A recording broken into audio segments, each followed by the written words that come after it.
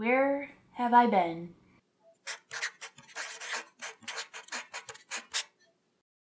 Do you guys remember how a long time ago, like August or September, I was saying that I feel like I've been stuck in my head and I feel like I've been processing things for a long time and I didn't know why? I think I figured out what I've been processing.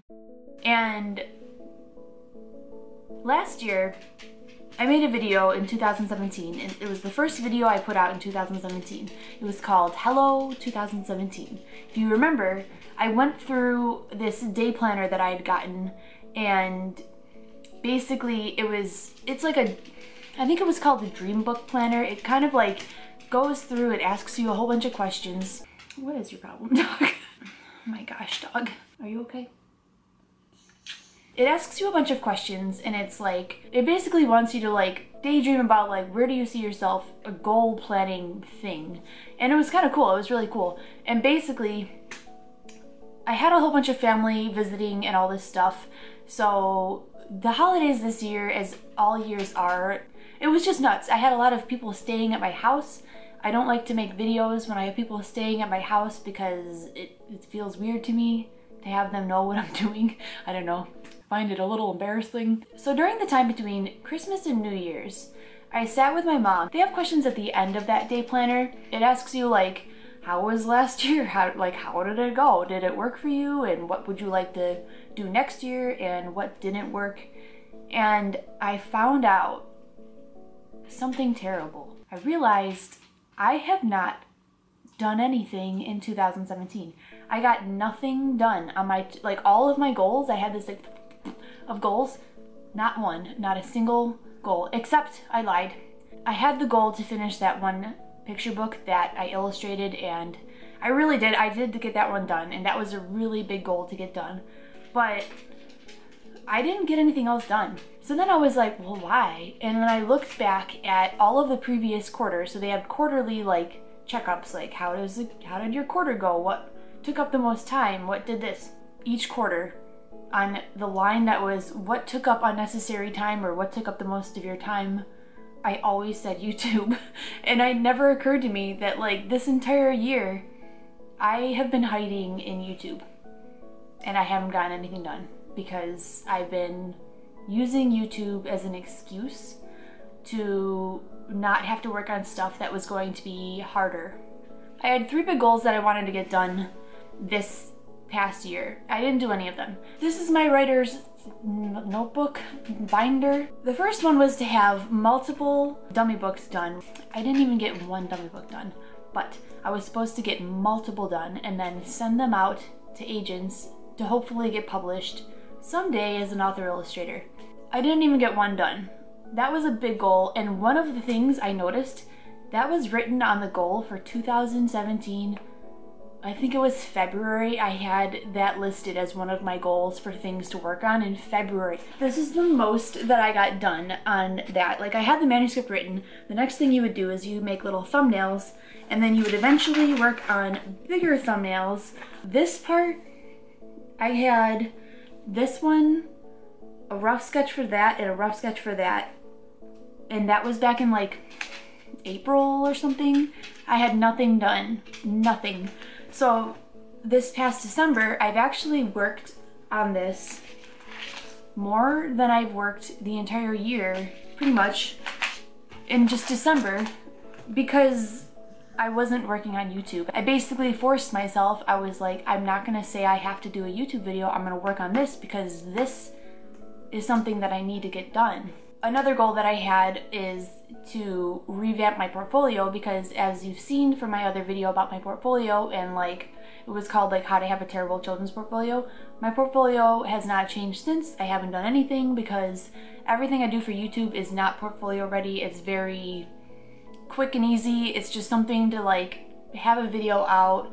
And I know what you're thinking. You're like, well duh, Jess, why don't you just do a video on what you're working on for your portfolio? The reason why I can't do that is because when you do videos, at least for me, I don't feel like I have the creative freedom to really do what I need to do. So for my children's book portfolio, I really want to like I don't like the style that I had before. I really want to work on a new style that uses watercolor, and I'm not used to watercolor, but I really like it. I really want to work with it. I haven't really done much of anything as far as character illustration using watercolor, so I really need to work on that, but I don't feel like I have the freedom to do it when I'm filming for YouTube, because this is where I get like long and winded.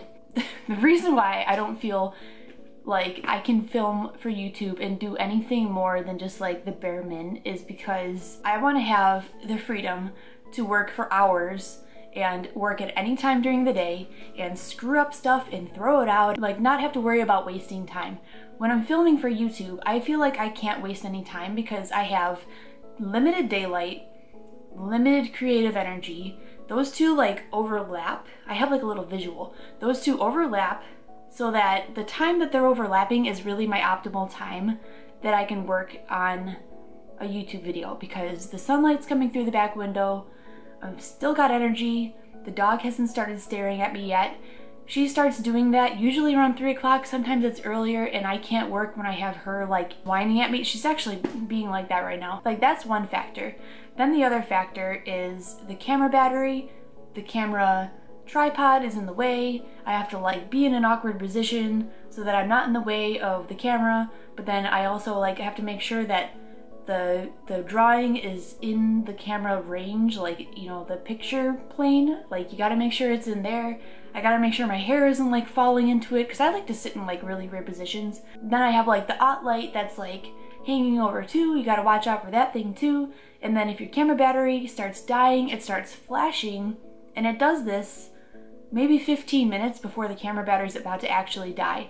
That's a long time for that thing to be flashing in my peripheral vision, because I see that flashing and I try to tell myself, relax, you still have time, keep going, don't worry. And I physically see myself starting to color faster, and like I start rushing because I'm worried about like racing to get as much as I can in before I have to change out the battery, because when you have to change out the battery, you gotta take the camera off the tripod, take out the battery, put in the new one, put the camera back on the tripod, refocus everything, reset everything all up. It just doesn't feel like a space for me to really be creative, like very creative. I already put enough pressure on myself when I'm working alone with nothing else going on, let alone with all these other factors. That's basically why. It's always really scary to try a new art medium and to work on things that are really challenging, and the last thing you need is more reasons for it to be difficult that you don't need.